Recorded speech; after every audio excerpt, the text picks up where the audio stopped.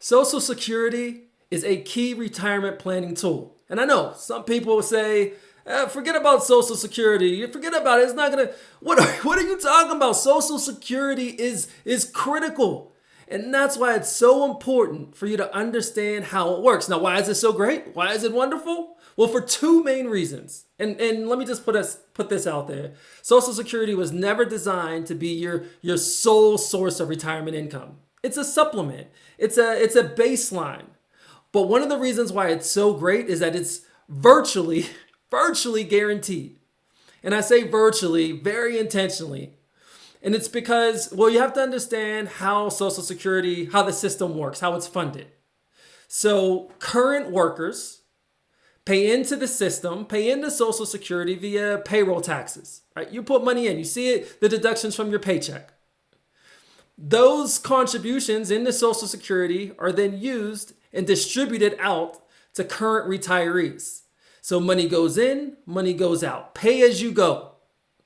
Now, what happens if there are not enough workers paying into the system to cover the benefits for current retirees? Or what happens if the sheer number of future retirees is so large that it just overwhelms the contributions being put in by current workers? Or what happens if computers and machines take over employment and everyone's out of work and there's no one putting money into the system?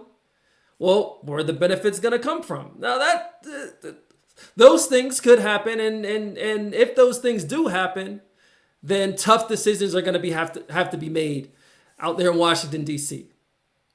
The second reason why Social Security is so powerful is that it's inflation adjusted. What does that mean? It means that the distributions, the payments that you're getting from Social Security retirement, they increase at the rate of inflation annually. Imagine this. Imagine you're getting $1,500 a month from Social Security today.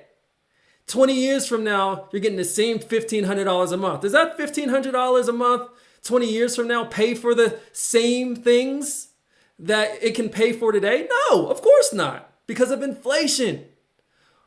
Most of the pensions out there, a lot of the pensions out there, a lot of the annuities out there, they aren't inflation adjusted. You can just get that fixed payment every month for however long you live and however long your spouse lives if you have survivor benefits. But Social Security increases over time. Your payments increase over time. It's great.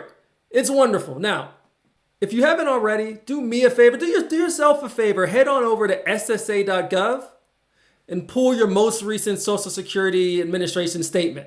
SSA.gov. Pull your statement. It'll tell you what your full retirement age is. It'll tell you what your payment is likely to be based on the data that they've already collected on your earnings history. Now, key things about Social Security, though. You have a full retirement age. That's the age at which you get 100% of your Social Security check. Now, for everyone born in 1960 and later, your full retirement age is 67. Now that could change depending on what happens in Washington, but for now it's 67. So if you retire at 67, you get your full retirement benefit. If you claim at 67, I should say. Now, if you claim earlier than age 67, before your full retirement age, you take a haircut. You're going to get a discount, a permanent discount. If you claim after age 67 all the way up to age 70, well then you get a larger Social Security check. So question becomes, what age should you claim? Well, what age do most people claim? Or what's the average age of people claiming Social Security? Well, I'm glad you asked that question. The Employee Benefit Research Institute did this study, this 2024 Retirement Confidence Survey. And what they did is they went out and they surveyed about 2,500 participants. About half were current workers and another half were current retirees.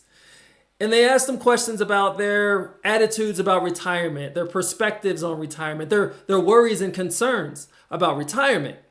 And the results were published in this study. Now, this is 22 pages. We're not going to go through all 22 pages. We're really just going to go to one page. You can find this on the internet. I'd advise you just take a look at it. It has a lot of interesting data points in here. But look at the companies that help with this survey, help sponsor this survey. But I want to go here to page 6. Because we were talking about Social Security and what age people claim.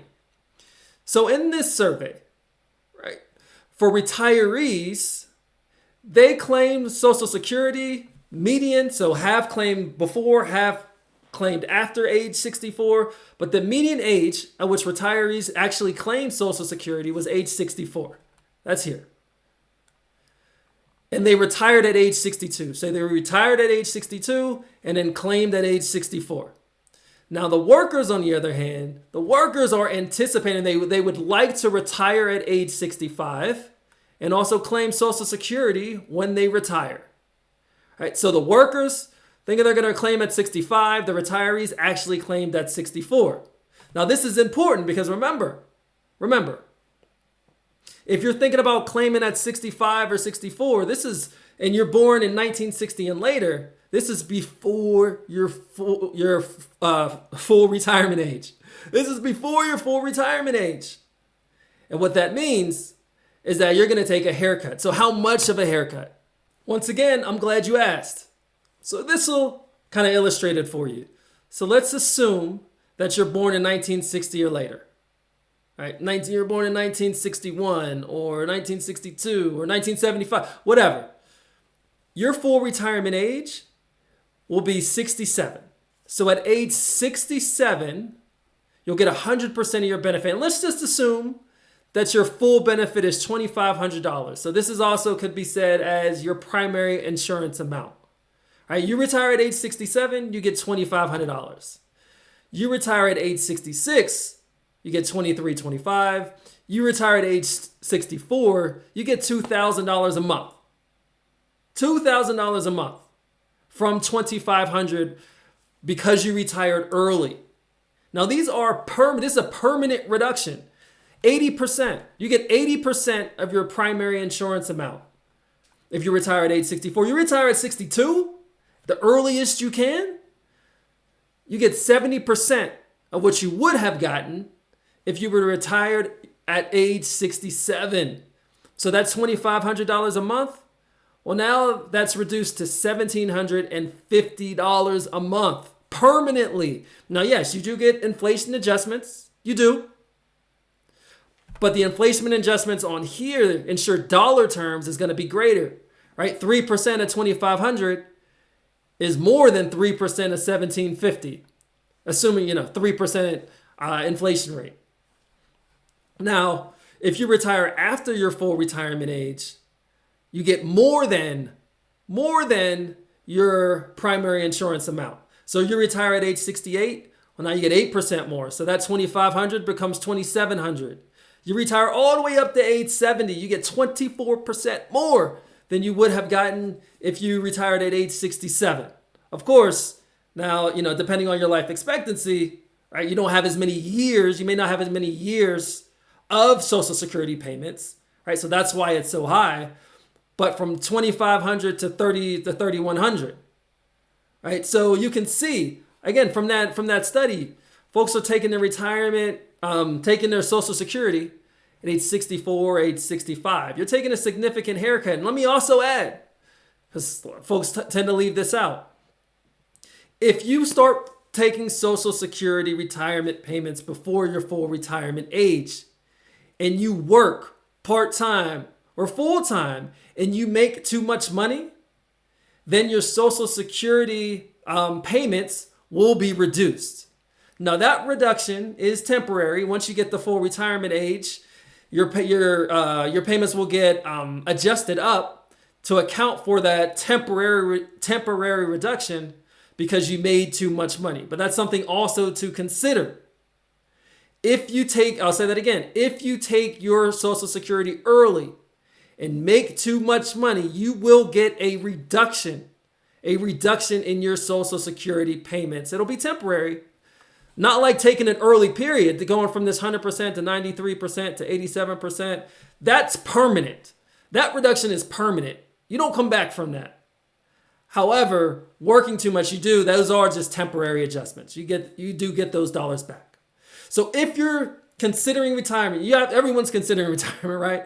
But if you're thinking about when you're going to claim your Social Security, and if you're thinking about claiming it, 62, 63, or 64, I know it's like, oh, I got, I have the opportunity. I'm going to just take it while I can get it. Okay.